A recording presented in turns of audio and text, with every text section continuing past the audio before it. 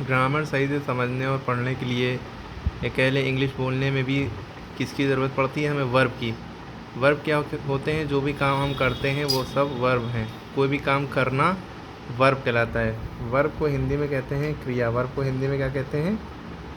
क्रिया। क्रिया माने होता है कोई भी काम करना, ठीक है। खेलना, पढ़ना, लिखना, सोना, जगना, ये सब क्या है? क्रिया। जैसे आपको पहला सेंटेंस है, पहला वर्ड है आस्क। आस्क मीन्स होता है पूछना। ये वर्ब की कौन सी फॉर्म है? फर्स्ट फॉर्म है, वर्ब की फर्स्ट फॉर्म।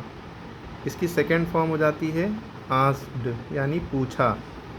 थर्ड फॉर्म इसकी आस्क्ड रहती है, ठीक है। इसका मतलब भी पूछा या पूछ चुका, लेकिन इसके पहले थर्ड फॉर्म से पहले ज़्यादातर हैज़ या हैव या हैड यूज़ होता है या विल हैव यूज़ होता है। यह आप आगे पढ़ेंगे।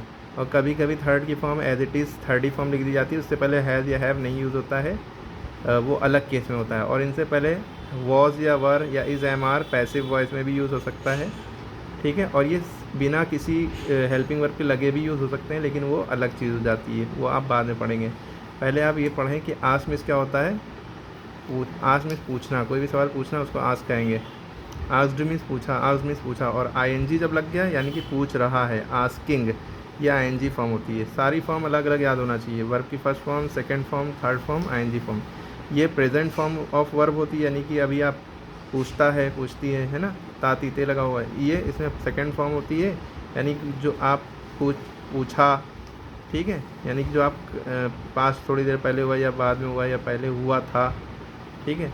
ये भी पास्ट की बात बताता है, और ये प्रेजेंट टाइम की ये भी बात बताता है जो हो रहा है, जैसे पूछ रहे हैं, जो पढ़ा रहे हैं, ये सब। इसी तरह अगला वर्ड है आपका असॉर्ट। असॉर्ट मीन्स होता है क्या? छांटना, है ना, पिक आउट करना। इसकी सेकेंड फॉर्म हो जाती है असॉर्टेड। थर्ड फॉर्म भी असॉर्टेड और आईएनजी फॉर्म असॉर्टिंग।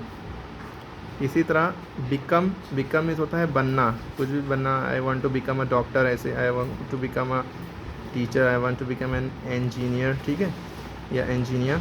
तो बिकम मीन्स होता है बनना, ठीक है। तो बिकेम मीन्स बना। बिकम, देखिए फर्स्ट फॉर्म बिकम होती है और थर्ड फॉर्म बिकम, इसकी दोनों पहली और तीसरी फॉर्म सेम होती है। जिस तरह आपको पता होगा कि कम, COME, कम, कम मीन्स आना, इसकी सेकेंड फॉर्म केम होती है और थर्ड फॉर्म फिर कम हो जाती है, ये भी याद रखिएगा, ठीक है। बिकम बनना, बिकेम मैंने बना, बिकम मैंने फिर बनना, बिकमिंग। ये अच्छा, ये पता कैसे करेंगे कोई चीज़ वर्ब की फर्स्ट फॉर्म है या थर्ड फॉर्म है?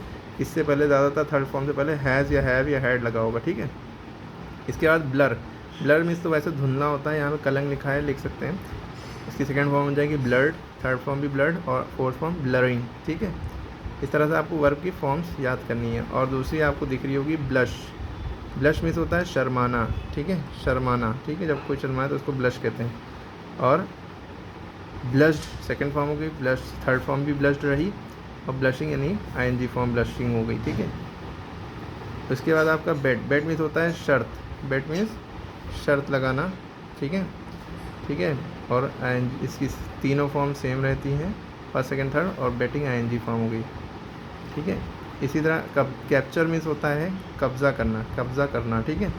सेकेंड फॉर्म में कैप्चर्ड, ईडी लग गया, थर्ड फॉर्म भी कैप्चर्ड रही, और फोर्थ फॉर्म कैप्चरिंग। फोर्थ या आईएनजी फॉर्म को आईएनजी फॉर्म कहते हैं, और फोर्थ फॉर्म भी इसको कह सकते हैं। फिफ्थ फॉर्म भी होती है जिसमें वर्ब में इस फॉर्म में एस लगा देते हैं, SEIS। Captures, bets, blushes, blurs, becomes, बस आखिरी में S या ES लग जाता है, ठीक है, उसे फिफ्थ फॉर्म कहते हैं, लेकिन वो फर्स्ट ही फॉर्म की एक पार्ट होता है, ठीक है। इसके बाद आपका अगला है कॉज। कॉज मीन्स होता है कारण। क्या? कारण। कोई भी, क्या कोई चीज़ हुई है तो क्यों हुई है, इसे कॉज कहते हैं, ठीक है। कॉज मीन्स कारण, वजह।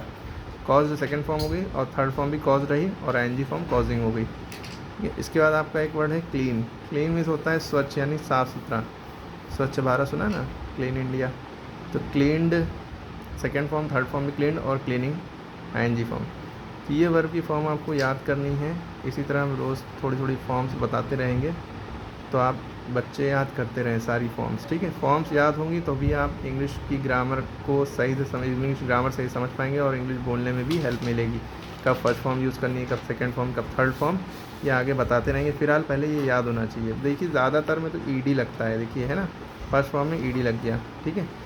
ये ईडी लग गया, ईडी लग गया, जो लिखा है उसको लिखा, इसमें ईडी लग गया। बाकी कुछ ही होते हैं वो हम उसका भी ट्रिक बता देंगे, लेकिन पहले इसको याद करते रहें, ठीक है।